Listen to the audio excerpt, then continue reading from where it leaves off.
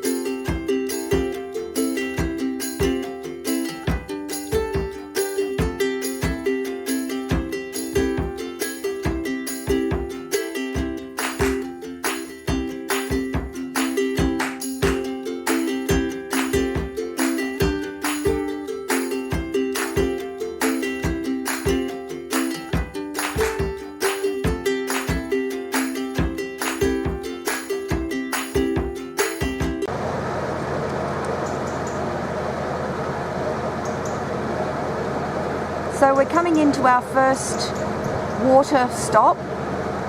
Some people say that you fill up every day, just the two of us. We've been very conservative with our water. After living in 2J, we know how to look after water. But this is a water point, and it's just like plugging in a hose, filling up a tank.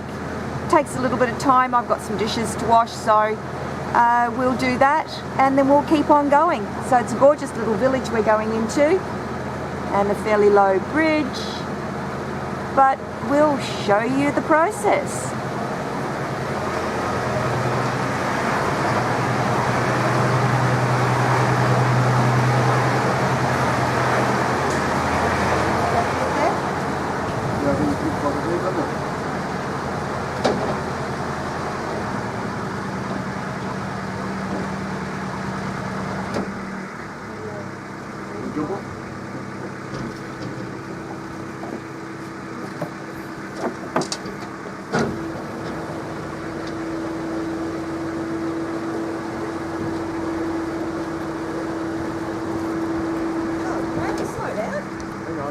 I was screwing back in again.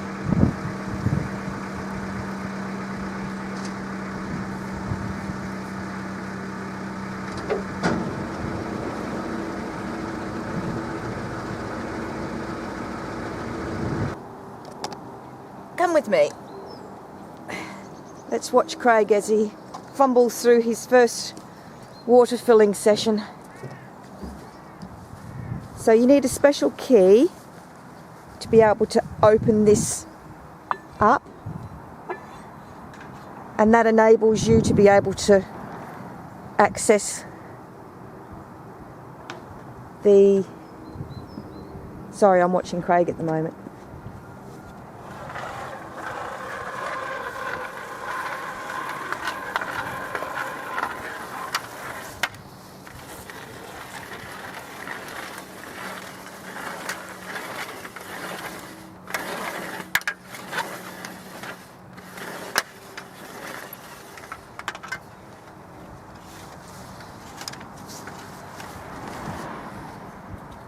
You on the panel.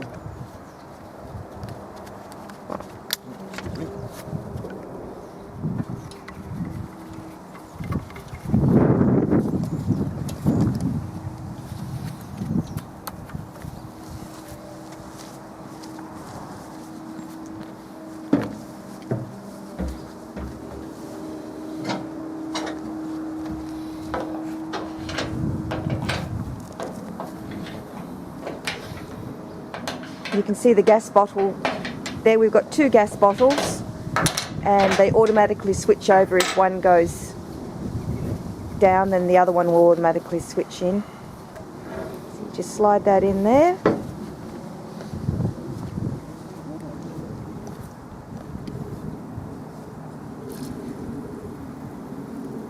Bit leaky.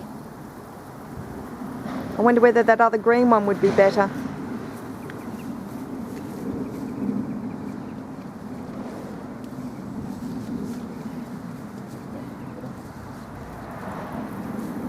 Oh, you've got a kink in there.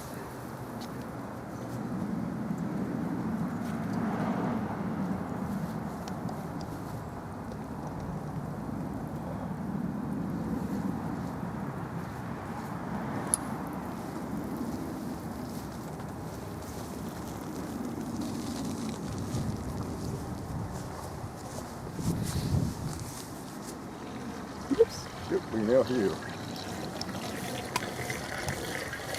There you go, you can now hear the water going in, and you basically fill it up until it overflows on the top.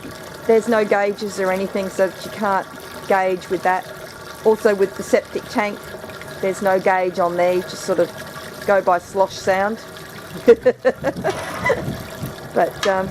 yeah, so we'll leave it at that and see how we go. Alright, see you soon. So in the same place that we're getting the water, we have what they call a services facility. So this is supplied by the Canal Authority, and we have a special key so that when you pay a licence to go on the canal, you get a key to be able to use these services, and part of your payment, sort of like a road tax, helps to preserve and to keep these places clean. This particular one's great because it has bins, so you've got areas to get rid of your rubbish, because of course you carry your own rubbish with you. So you've got a recycling bin, you've got a standard rubbish bin, and this one's great because it also has public toilet and a shower. So I'll just take you in and you can have a little bit of a look. It's not fantastic, but you know, it's a similar sort of thing to what you find in a caravan park. So you've got your toilet, which is nice to sit on a standard sized toilet and know that you can flush it without any problems with water. And for people like me who need a little bit of extra time to be able to wash their hair, we've got,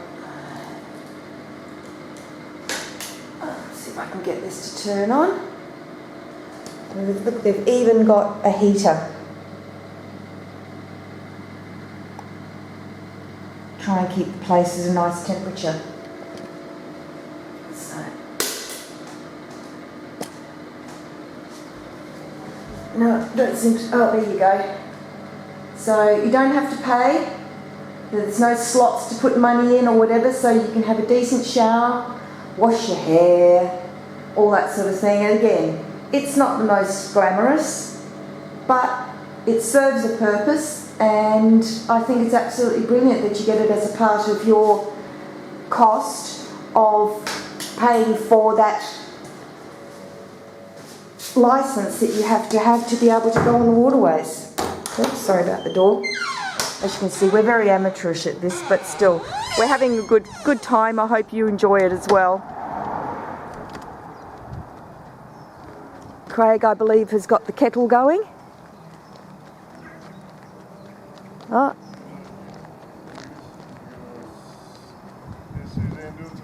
Hi. Who are we talking to?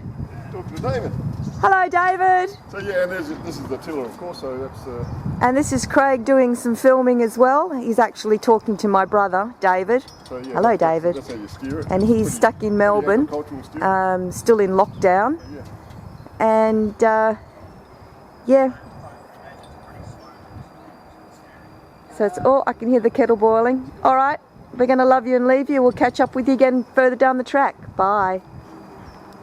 Okay, so we've got that on record.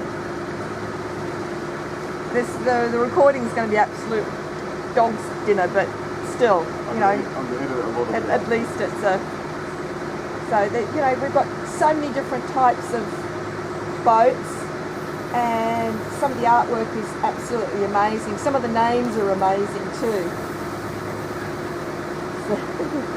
Picture the old dude. See, a lot of people have bikes.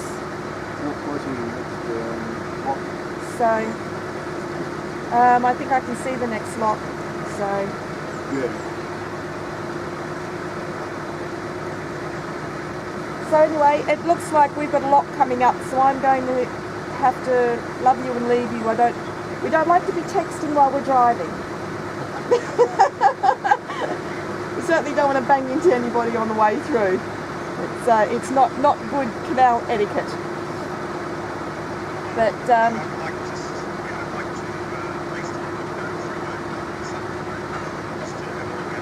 oh, okay.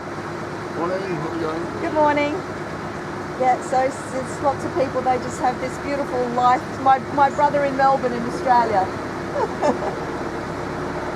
So you've got lots of different types of hire companies. This.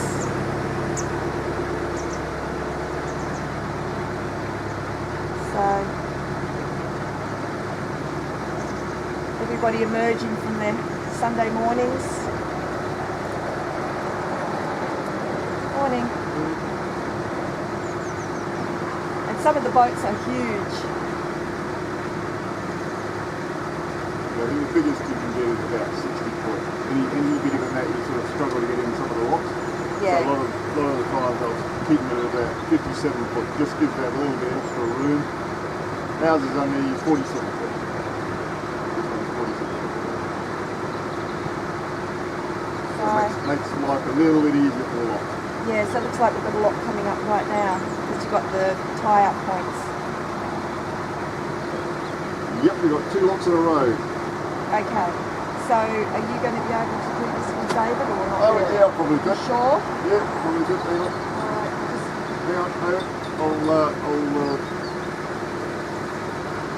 I will drive one-handed and... Oh, God. and actually I think I'll... How are you going to do this?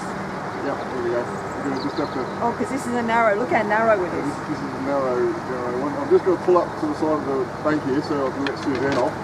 So she's got a winch here. So that will Open and close the gates. Close the water gates that let that go, the water in and out of the lock.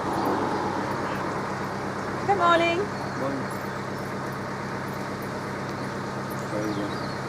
So yeah, I'll let Suzanne off here.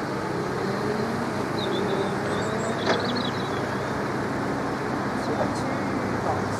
2 locks, one after the other. Yeah, and then we've got, this one's got 2 double locks. So, yeah, so Suzanne can step off. I'm going to stand here and wait for her. See which way the locks are set. And yeah, we're going to have to see whether the locks are set, what they call set in our favour or not. Because if they're Looks like it's full. because if they're full and there's nobody in them, we have to obviously empty the lock. And then we can open the gates and then go in. And then if this one looks full, because I don't know whether you can see the water coming out of the between the two gates. I don't know whether it's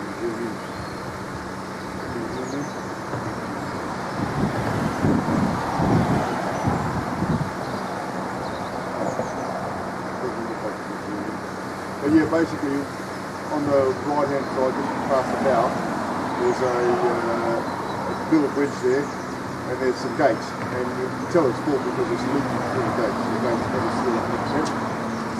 So, I'm just sort of drifting you a little bit, but that's not too bad. It gets bad when you start drifting. You start going across the canal. Is a little bit of a problem. So, and also too, this thing really only steers when you get it in fourth gear. So if I put it in reverse, I can reverse up the canal and go slowly, and then to straighten it. Oh yeah, you can. But we're going to go up that side. So we're going to go up the other side. So this one's got double locks. So there's the left-hand lock I can go up. So you can see there's two bridges there. So what I'll do is I'll wind myself up. When Suzanne opens the gate, I'll drive in. And let's be book safe. Sorry for the motion sickness. 66 and 67. It doesn't say, but the wheel locks, which we're going.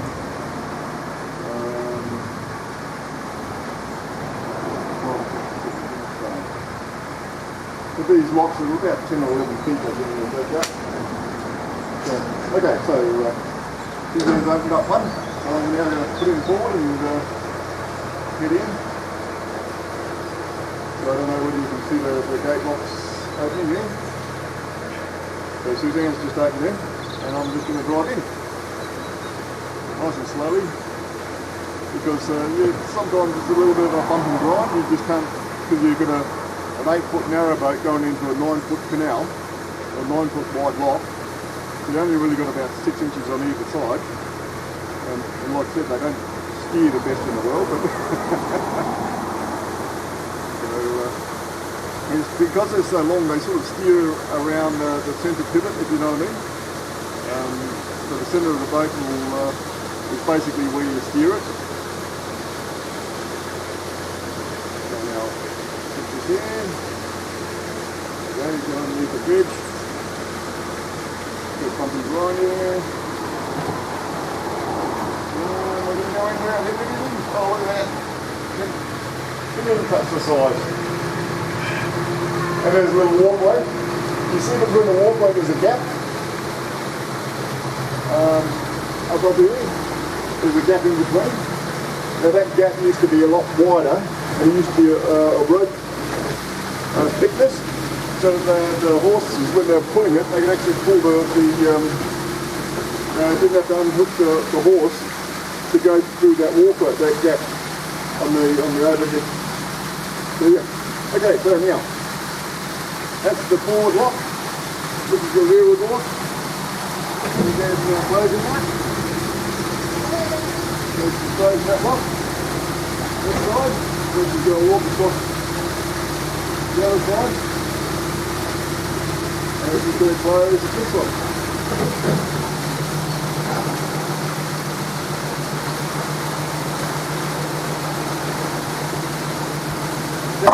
We're now in the gap. If you're going to now walk up the other end, and there's paddles at the other end. It's usually what they call a ground paddle, and sometimes there's gate paddles, but this one's only got a ground paddle. And basically you open up a gate and there's a channel that pushes the water back into the rock from the higher pound. And so you'll be surprised at how fast it goes up. Like equivalent to a slow elevator, but it's taking a 20-ton boat. And it does push you around a little bit, so you'll push you backwards and forwards in the rock. So you just engage.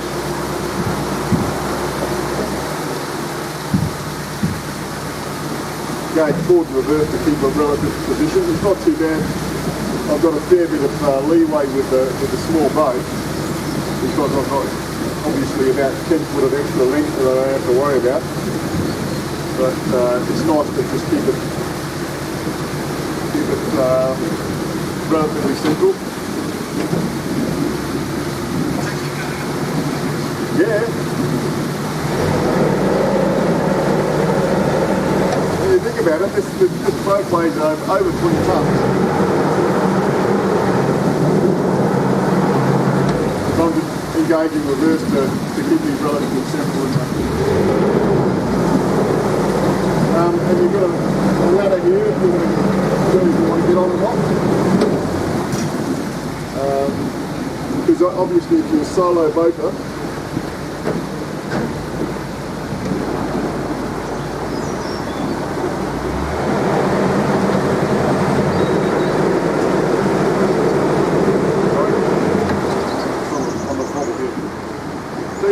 going up. Yeah. Bearing in mind that we've got to do about 115 of these on our total trip. So yeah, I think we're going to do about 20 of these today. So, as you can see, you just sort of the boat just rocks and rolls and bounces off the side. And yeah.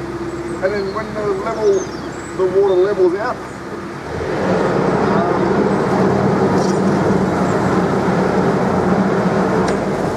Suzanne can obviously open the top gate because there's no water pressure against it anymore, and so it's just the resistance of the gate against the water. Yeah, and the gates weigh anywhere up to about 4 tons. But because they're just on a pivot, you just have to pivot them, and there's a little bit of resistance of the water. But once they're it's the really long lever you see at the end there.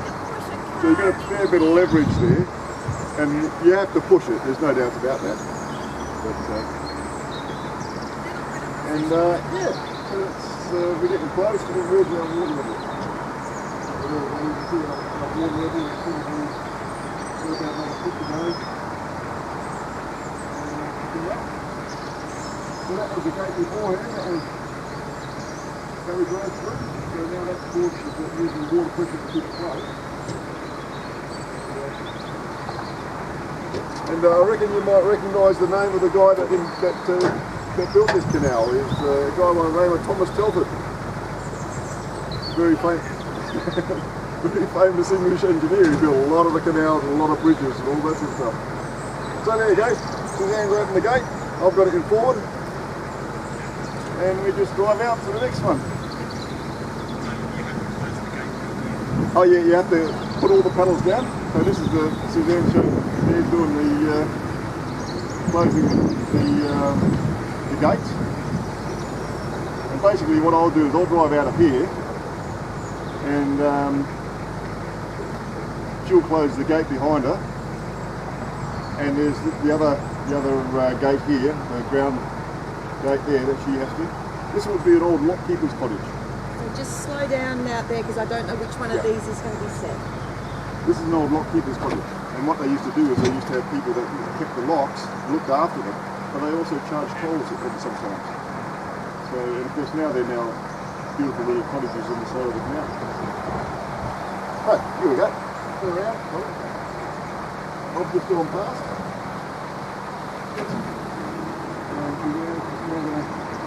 All that close.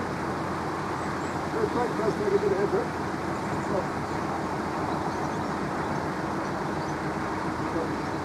not good work. tank probably weighs 4 tons. It's quite big. So there you go. This is the gate safe. And Suzanne can now walk across the gate.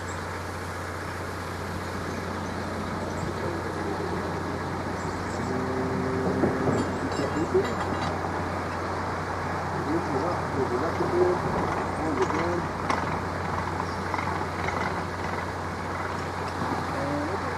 And down, pedal down.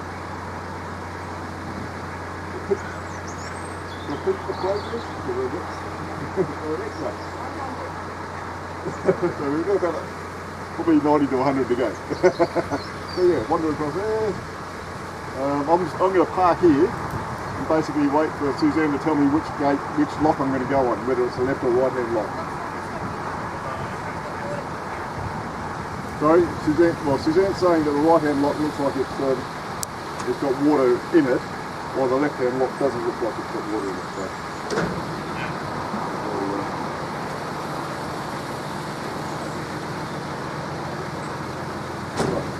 Out here, little bump and grind as usual. But yeah, so we have these what they call a pound. So and they have what they call also too is with this pound they have what they call a winding hole. So obviously if you've got a really long boat of up to 60 foot, you need at least 60 foot of pound to turn around in. And so they have what they call a winding hole, and the name comes from using the wind to turn your boat around, because originally they were horse-drawn, so they would use the wind to push them around, or the prevailing current to push them around. So there you go, Suzanne's on the top lock there. Yeah, you can see her there. She's just pointing that we're going to go to that. To the left-hand lock.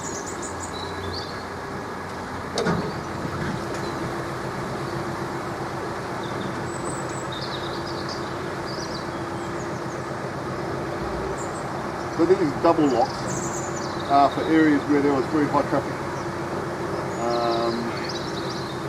They used to use a lot of them for, well, it was the first form of mass transit, effectively.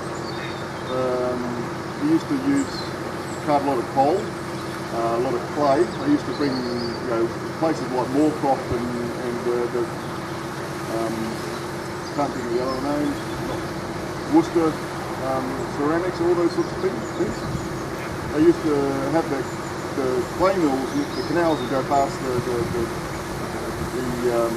pottery mills, but of course they needed coal to fire everything, so they'd literally bring the coal up to them, unload the coal, and then they would then transport the pottery to London from there, or to wherever they needed to go, to the nearest port.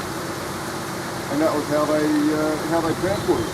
Because obviously, as you can probably understand, ceramics was probably not very good to be carting hundreds of miles in the back of a horse and cart on a track, because they didn't really have roads.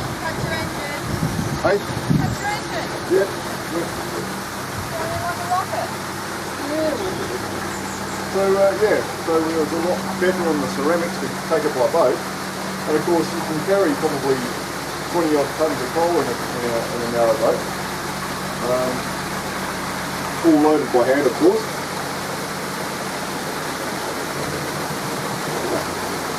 In we go. We'll just repeat the same process. Bring it in reverse, slow it down. Then it's going to start closing now. Yeah, do it.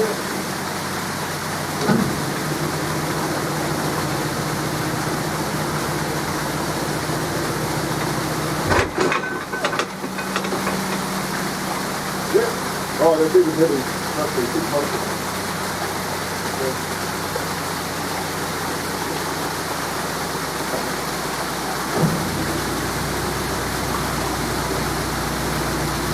So you can see the depth of it.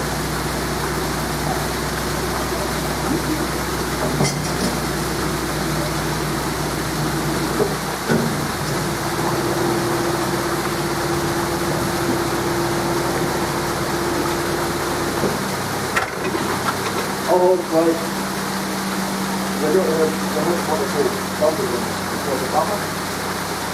So it's just like a rope. Quite a big one. If they're big things, it's a soft bumper. And of course, that one was one of the three hoses just the way it was. Four connectors probably because I'm in a big rapid trench. So yeah, what I did is you can see with this.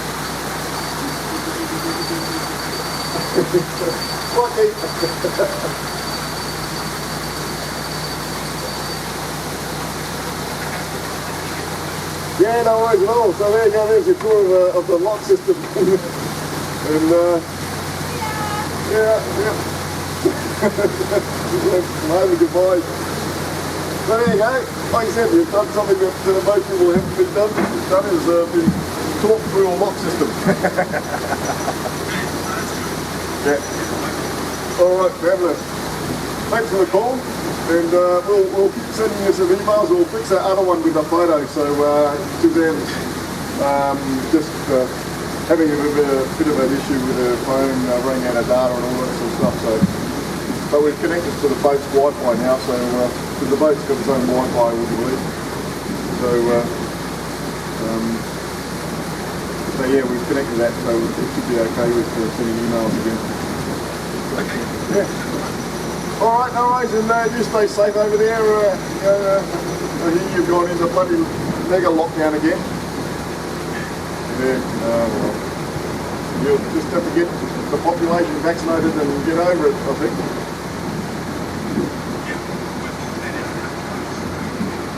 Yeah. Well, it's just safer, that's all it is, isn't it? It's just reducing the risk.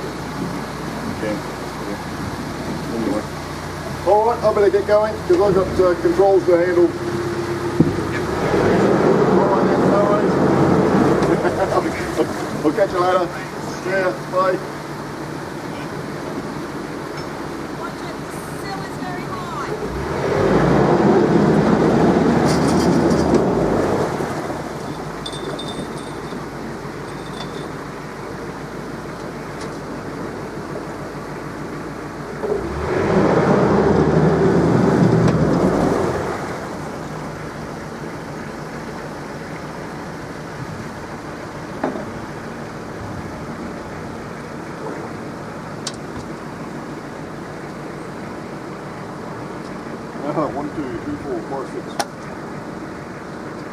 We got a little bit of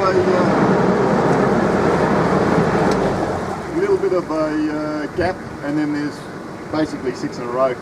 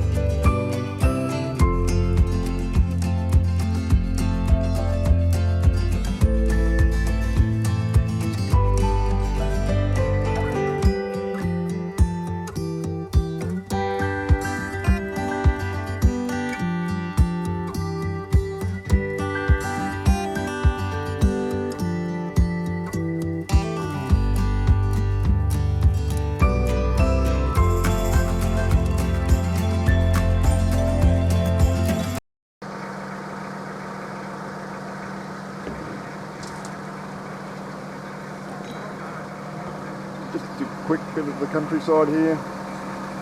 Nice cattle grazing country. Very, very scenic English type countryside.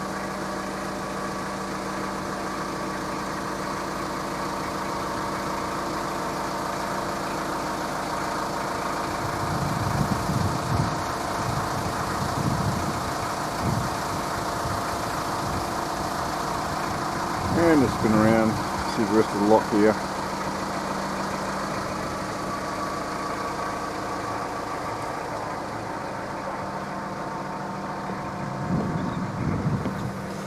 Okay, let's get out of the lock here.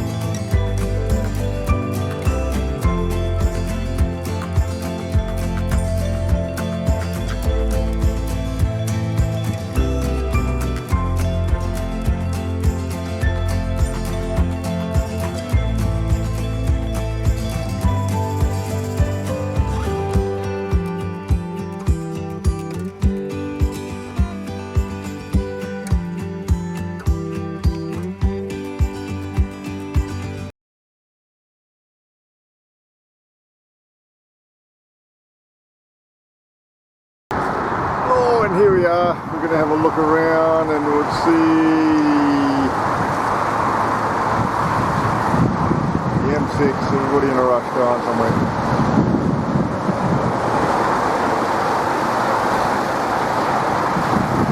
That's it, again, two different forms of transport. One at 60 to 70 miles an hour, this one averaging 2 to 4 miles an hour. Totally different life.